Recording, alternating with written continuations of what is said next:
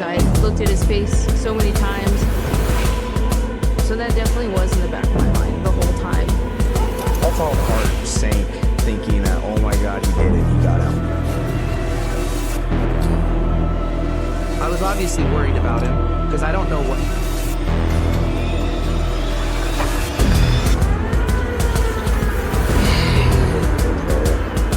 Gave it a shot, I caught him, and that's...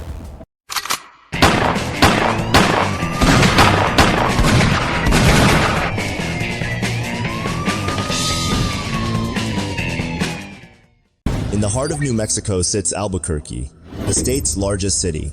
But beneath its desert beauty lurks a problem that's been haunting residents for decades. Stephen Byers, a serial con man with a 40-year history of deception, has finally caught the attention of law enforcement. His rap sheet reads like a masterclass in manipulation. Theft, larceny, and home improvement fraud spanning New Mexico and Nevada. The victims tell remarkably similar stories. One homeowner recalls meeting Byers for the first time, immediately charmed by his confidence. She had several projects lined up, and Byers convinced her to pay ahead of time. The work never materialized. Another victim puts it simply, the man could sell ice to Eskimos. He promised solar panels, took deposits from elderly women, and vanished with their money. The amounts were staggering enough that local media picked up the story, and suddenly the community realized they weren't alone. Deputy Salazar had studied Byers' photograph countless times. When the moment finally came to make the arrest, armed officers surrounded his residence. Byers emerged, immediately concerned about his dogs. His voice was soft, polite even. He asked repeatedly if the officers could just let him secure his animals. The deputy found it unsettling how well Byers fit the profile. A master manipulator who understood exactly how to present himself. At the county jail, Byers complained of chest pain within hours of booking. Deputy Salazar faced a decision. Whether the pain was genuine or not, he couldn't take chances. Paramedics arrived, and Byers was transported to the hospital for evaluation. Another deputy took over the watch at the medical center. For Deputy Martinez, this seemed like a routine assignment. Getting inmates medically cleared meant sitting in a hospital room, watching and waiting. Nothing exciting ever happened on these calls. Byers appeared exactly as described, a relatively small older man complaining about discomfort. Martinez settled in for what he assumed would be a boring few hours. Medical staff administered medication for the chest pain. 15 minutes passed, then 20. Byers began complaining about his stomach, saying he needed the restroom urgently. Martinez agreed, walking him to the bathroom without handcuffs. Byers had been cooperative, and Martinez saw no reason to expect trouble. As Byers entered the restroom, Martinez stationed himself outside the door. The minutes ticked by. Martinez wasn't initially concerned. The medication could cause digestive issues. He gave it time, but as the wait extended, a nagging feeling crept in. Something felt off. He knocked on the door. No response. He called out Byers' name. Silence. Then he heard it.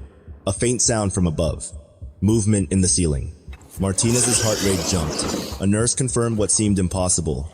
Byers was in the ceiling. Martinez tried the bathroom door. Locked. He radioed for security with a key, his voice tight with urgency. He needed to note in his report that his prisoner was attempting escape through the hospital ceiling. The bathroom door finally opened. Martinez's eyes went immediately to the trash can, flipped upside down beneath a displaced ceiling tile. A hole gaped overhead, leading into darkness. Byers had climbed up and disappeared into the infrastructure of the building. Martinez called up into the void, ordering Byers to come down. The only response was the faint sound of movement somewhere above. The chase had begun. Martinez coordinated with security and maintenance staff. They needed a ladder. They needed to track Byers' path. Most urgently, they needed to contain him before he found a way completely out of the building. Other deputies arrived to help. The ceiling became a maze of possibilities. Which direction had he gone? How far could he travel through the narrow spaces between floors? Martinez climbed the ladder into the ceiling. He could see the path of destruction, disturbed insulation, displaced tiles, debris scattered across support beams, but no Byers. The sergeant arrived and immediately grasped the situation. If Byers had found his way into the walls, they might need to start tearing apart sections of the hospital to locate him. Martinez lowered himself down into a gap between walls, squeezing through an opening barely wide enough for his shoulders. To his right, a dead end. To his left, a narrow corridor looping around behind the structure. His flashlight beam cut through the darkness as he moved forward, uncertain what he might find. Behind him, hospital security and other deputies waited at the ceiling opening. The silence was complete. Everyone held their breath, listening for any sound that might give away Byers' position. The tension stretched out, second by second. Martinez moved carefully through the cramped space, his flashlight sweeping left and right. The air was thick with dust and insulation fibers. Every breath felt labored. He couldn't shake the question running through his mind. How desperate was Byers becoming? What would a man with nothing to lose do when cornered? The beam of his flashlight caught something. Movement in the shadows. There, curled into a tight ball in the corner, was Stephen Byers. He had wedged himself into the smallest possible space, trying to make himself invisible. His escape attempt had led him to a dead end with nowhere left to run. Martinez ordered him out. Byers didn't resist. His voice came out defeated. That was stupid, huh? He unfolded himself from his hiding spot and allowed Martinez to guide him back through the narrow passage. The chase that had turned the hospital upside down ended not with drama, but with quiet surrender. Byers had given it his best shot. Martinez had caught him. The business was finished. Back in the main corridor, the full scope of destruction became clear. Ceiling tiles hung loose or lay shattered on the floor. Insulation material scattered everywhere. Support structures had been damaged.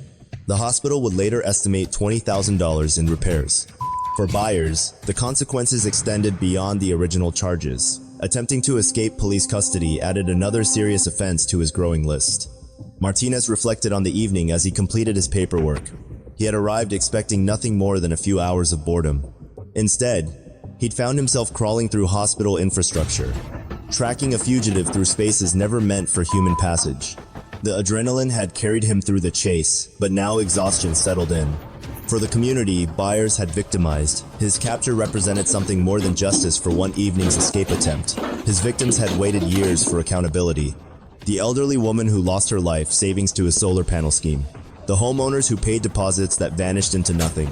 The families who trusted him with their largest investments. They had all watched him charm his way through the legal system before, using his soft-spoken demeanor and apparent sincerity to minimize consequences. This time felt different. The escape attempt revealed something the victims had always known but couldn't prove. Beneath the polite exterior lived someone willing to do whatever it took to avoid responsibility. Climbing into a hospital ceiling, causing massive property damage, risking injury in tight spaces, all to escape answering for his crimes. The mask had finally slipped completely. Sergeant Cerna arrived as Martinez was bringing Byers back into custody. He assessed his deputy's condition first. Martinez was covered in dust and insulation, but unhurt. More importantly, he had maintained control of a situation that could have spiraled into something far worse. The sergeant knew that Byers could have accessed medication storage areas, vulnerable patients, or exterior exits during his time in the ceiling. The quick response had prevented any of those scenarios. The transport back to county jail proceeded without incident. Byers remained quiet, the fight gone out of him. His medical clearance would wait for another day, under very different supervision. This time, there would be no unsecured bathroom breaks, no moments of trust, no opportunities for manipulation. As news of the escape attempt spread through the law enforcement community, it became a cautionary tale. Even the smallest, most cooperative inmates could surprise you. Even boring assignments could turn dangerous in seconds. Martinez had done everything correctly up to the bathroom break, but he learned that constant vigilance meant exactly that. Constant, with no exceptions. For Byers, the legal proceedings moved forward. His trial on the original fraud charges continued, now complicated by the escape attempt and property damage charges. Prosecutors had a stronger case than before. The man who had talked his way out of consequences for 40 years had finally run out of words that worked. The ceiling chase had stripped away his greatest weapon, the ability to seem harmless. The victims found some measure of peace in knowing he would face meaningful accountability. They couldn't recover their lost money or the time spent dealing with his broken promises, but they could see that the pattern had finally been broken. Future potential victims would be spared because Byers would remain behind bars for years to come.